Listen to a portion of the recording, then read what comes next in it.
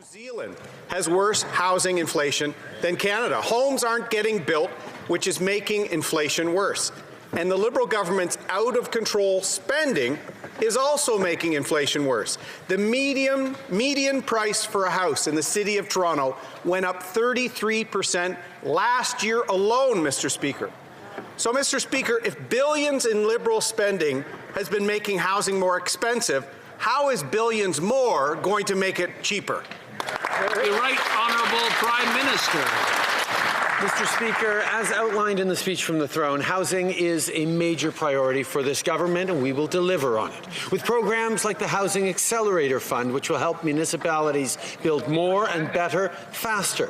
Whether it's building more units per year or increasing affordable housing, we will work with partners to get real results for Canadian families. We'll also help families buy their first home sooner with a more flexible first-time homebuyers incentive and a new rent-to-own program, and by reducing the costs for closing for first-time buyers. The Honourable Leader of the Opposition. Mr. Speaker, the Prime Minister says it's a priority for this government, but Canada has the largest housing bubble in the world, Mr. Speaker. Canada's inflationary crisis is only getting worse under this government. Just today, RE/MAX stated that housing prices are going to rise another 10% in 2022. Another 10%. And the reason, according to them, Mr. Speaker, quote, the ongoing housing supply shortage. So now we have an inflationary crisis and a housing supply shortage.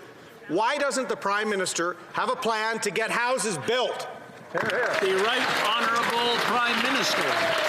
Speaker, we will take no lessons from the Conservative Party of Canada when it comes to investing in housing. For 10 years under Stephen Harper, they did nothing on housing, which is why we stepped up in 2017 with a national housing strategy and indeed are stepping up now with $4 billion for municipalities to invest and to accelerate the construction of new housing supply, which contrasts with the Conservatives' approach, which was to give massive tax breaks to wealthy landlords to help them sell their buildings. That wouldn't have helped housing costs in Canada. We are acting and we are delivering. The Honourable Leader of the Opposition. Mr. Speaker, the Prime Minister likes to go back in time to a Conservative government, back when there was a balanced budget, Mr. Speaker, low taxes, Mr. Speaker, and when Canadians weren't falling behind in their monthly payments. And there's no debate when Canadians are going to the gas pump, Mr. Speaker. Fuel prices are setting records. This Prime Minister and the Finance Minister complain about the global supply chain shortage. Want to know the best example of a smooth supply chain, Mr. Speaker?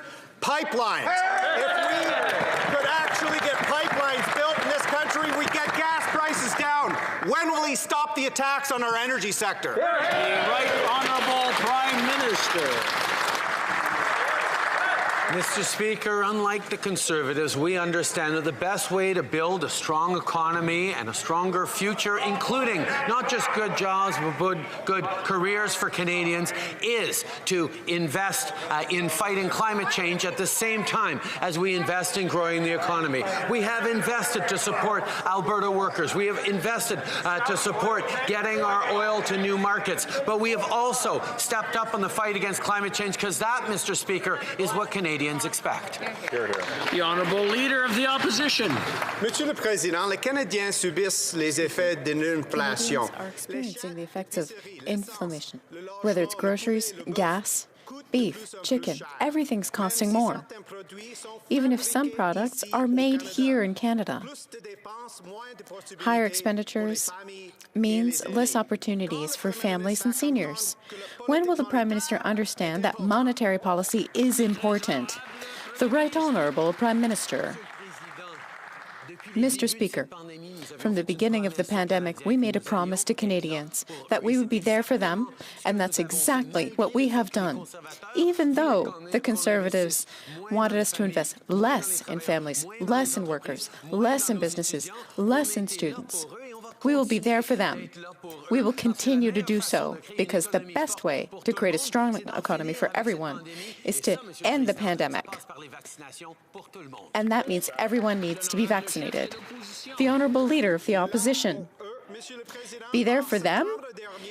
Last September, 1 million jobs were available in Canada. 1 million. The labor shortage is another issue that's affecting the cost of living. No action on this shortage. When will this government deal with this problem and help Canadians? The Right Honourable Prime Minister. On the contrary, what we're seeing is a faster economic recovery than even in the United States, with more jobs coming back to Canada than in the U.S. We know that the labor shortage that we were experiencing even before the pandemic is persisting today. That's why we're acting on immigration, on training, investing in families, creating jobs, investing in small businesses. We are there to help our economy to recover quickly.